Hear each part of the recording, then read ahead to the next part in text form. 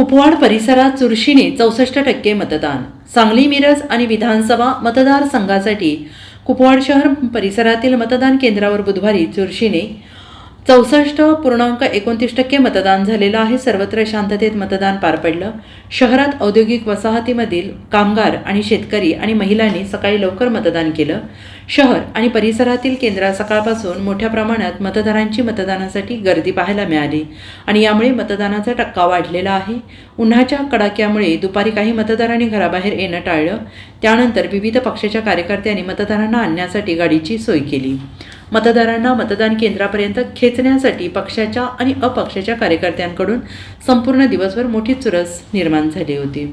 कुपवाड शहरासह बामनोली, सावळी, कानडवाडी, मानमोडी परिसरातील एकूण केंद्रातील 23 बूथवर 28,470 एकूण मतदानापैकी 18,306 मतदान झालेलं आहे.